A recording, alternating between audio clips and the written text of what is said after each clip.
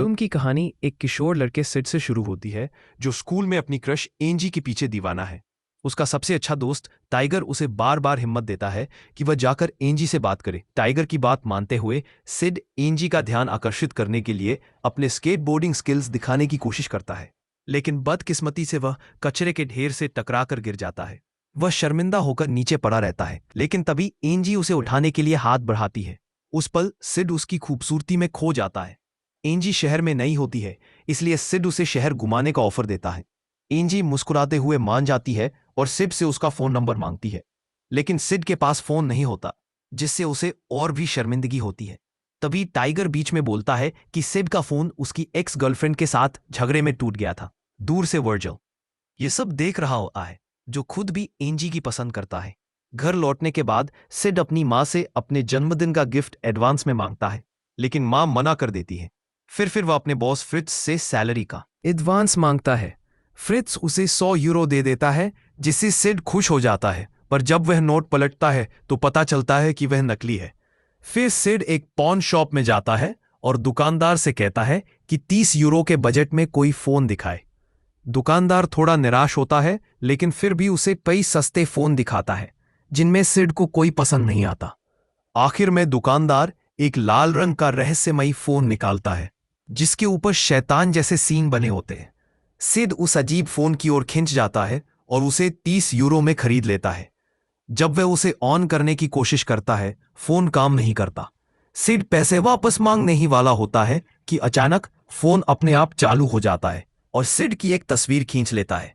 Phone काम करता देख दुकानदार उसे वापस लेना चाहता है, लेकिन सिड फोन लेकर भाग जाता है।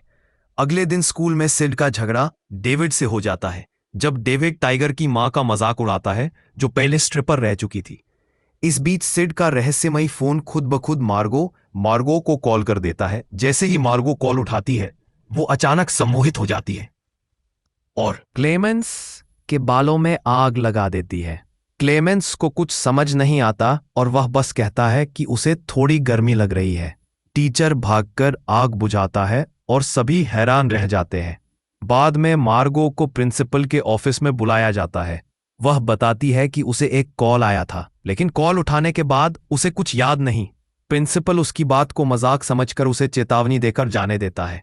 दूसरी ओर सिड घर पर बैठकर एंजी से बात करने की प्रैक्टिस कर रहा होता है, बिना यह जाने कि उसका फोन खुद एंजी को डायल कर चुका है। एंजी उसकी सारी बातें सुन लेती है और मुस्कुरा देती है। उसी वक्त गणित के शिक्षक सिड के सिर पर चाक फेंकते हैं और एक सवाल पूछते हैं। सिड को जवाब नहीं पता होता। तभी उसके फोन की स्क्रीन पर सही जवाब दिखने लगता है। वह वही जवाब बोल देता है, जिससे सब हैरान रह जाते हैं। शिक्षक को लगता है कि सिड ने कैलकुलेटर का इस्तेमाल किया है और वह फोन को खिड़की से बाहर फेंक देता है। सिड भागकर फोन लेने जाता है और राहत की सांस लेता है जब देखता है कि फोन अब भी काम कर रहा है। सिड और टाइगर दोनों हैरान हैं कि फोन को जवाब कैसे पता था। उस रात फोन खुद गणित के शिक्षक को कॉल करता है और जैसे ही वो कॉल उठाते हैं, वो अजीब तरीके से चाक उगलने लगते हैं। अगली सुबह सिड उठता है तो फोन उसे हैप्पी बर्थडे गाना सुनाकर होलोग्राम फॉर्म में विश करता है। सिड हैरान होकर यह बात टाइगर को बताता है। टाइगर डर जाता है और कहता है कि सिड को इस फोन से छुटकारा पाना चाहिए, लेकिन सिड इनकार करता है। उसे लगता है कि फोन उसके लिए सौभाग्यशाली साबित हो रहा है। सिड फोन की मदद से स्कूल से अपनी सस्पेंशन हटवाने का फैसला करता है। फोन खुद प्रिंसिपल के असिस्टेंट को कॉल करता है और उसे सम्मोहित कर देता है। नतीजा, सिड की सजा रद्द हो जाती है। अब दोनों दोस्त फोन की शक्ति देखकर हैरान हैं। धीरे धीरे सिड फोन की ताकत का फायदा उठाने लगता है। वह पॉन शॉप से कई मुफ्त चीजें हासिल करता है और यहां तक कि क्यूबा की एक ट्रिप भी बुक कर लेता है। स्ट्रिप क्लब में पार्टी करते हुए वह फोन का नाम रखता है हेलफोन। कुछ दिनों बाद टाइगर उससे हेलफोन कुछ दिनों के लिए उधार मांगता है, ताकि वह अपने माता पिता को फिर से मिलाने में मदद कर सके। सिड मान जाता है। स्कूल में वह टाइगर को नीचा दिखाने के लिए उसकी मां का अपमान करने वाले पोस्टर लगा देता है।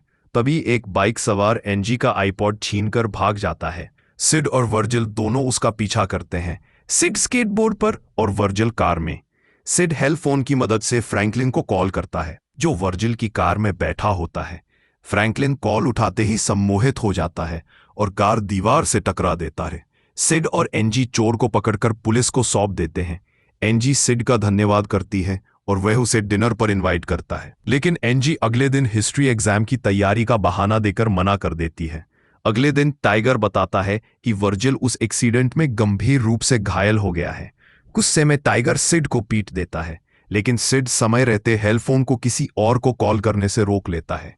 क्लेमेंस ये खबर लेकर आता है कि सिड हिस्ट्री एग्जाम के क्वेश्चन लीक करने वाला है। वर्जिल और उसके दोस्त अब सिड के खिलाफ नहीं जाते क्योंकि अब वो उनके लिए यूजफुल है। प्लान के मुताबिक सिड सारे एग्जाम क्वेश्चंस लीक कर देता है और पूरी क्लास पास हो जाती है। इससे एंजी खुश होती और लंच पर सिड को साथ आने के लिए कहती है। यह बात वर्जिल को पसंद नहीं आती और वह सबके सामने सिड का मजाक उड़ाता है कि उसके पिता ने उसकी मां को छोड़ दिया था। गुस्से में सिड बाहर निकलता है और हेल फोन को कॉल करने का आदेश देता है। वह बाहर जाकर एंजी को कॉल करता है और उसे डेट पर चलने के लिए कहता है। एंजी मान जाती है।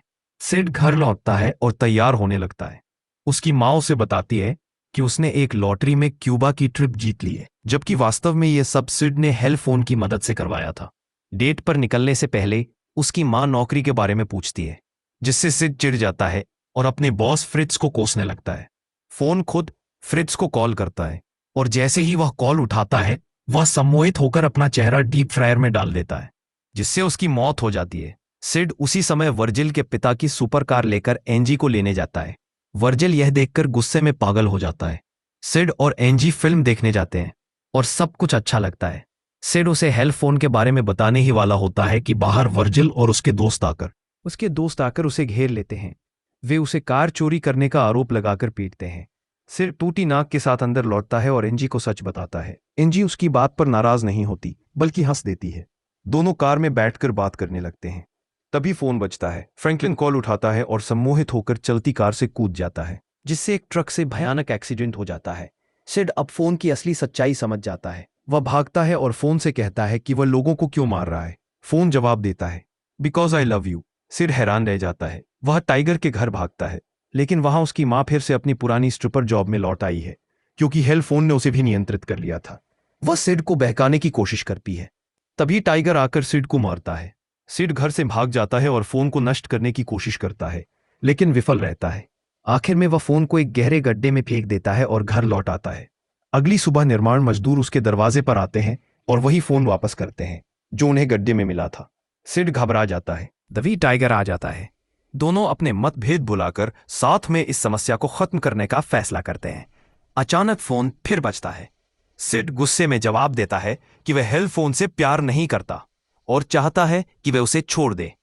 फोन कहता है, मैं जानता हूं वो कौन है जो हमारे बीच आ रहा है और उसे मरना होगा। इस बीच एंजी के घर का फोन बजता है। सब डर के मारे चुप हैं। क्लेमेंस मजाक में कॉल उठाती है, लेकिन यह सिर्फ एंजी की मां होती है जो उसे गैस बंद करने की याद दिलाती है। फिर मार्गो का फोन बजता है। वह कॉल उठाती है और फोन वर्जिल को पकड़ा देती है। तभी अराजकता फैल जाती है। सिड और टाइगर स्केटबोर्ड पर सवार होकर एंजी के घर पहुंचते हैं। वे एंजी की मां को बेहोश कर देते हैं और एंजी को बचा लेते हैं। फिर वे गैराज में जाकर एक हाइड्रोलिक प्रेस लाते हैं और तय करते हैं कि इसी में फोन को नष्ट करेंगे। वर्जिल चेन सॉ लेकर उन पर हमला करता है, लेकिन गलती से उसे बिजली का झटका लग जाता है और वह मर जाता है। आखिरकार सिड और उसके दोस्त फोन को प्रेस में डालते हैं और उसे एक धातु के क्यूब में कुचल देते हैं। कुछ सेकंड बाद स्कूल में सामान्य लगता है, लेकिन तभी सम्मोहित प्रिंसिपल केमिस्ट्री लैब में आता है और शिक्षक के कान पर फोन रख देता है। शिक्षक सम्मोहित होकर एसिड पी लेता है, जिससे पूरी लैब में हड़कंप मच जाता है। सिड और एंजी सभी दरवाजे बंद कर देते हैं और फोन को लिक्विड नाइट्रोजन टैंक में डाल देते हैं। प्रिंसिपल टैंक छीनने की कोशिश करता है, लेकिन इस बीच टाइगर फोन को वापस उसमें गिरा देता है। अंत में तीनों एक जहाज पर सवार होकर समुद्र के बीच पहुंचते हैं और उसी नाइट्रोजन टैंक को पानी में फेंक देते हैं। कहानी खत्म होती है जब सिड और एंजी एक दूसरे के लिए अपने प्यार का इजहार करते हैं और किस करते हैं, जबकि टाइगर चुपचाप दूर चला जाता है।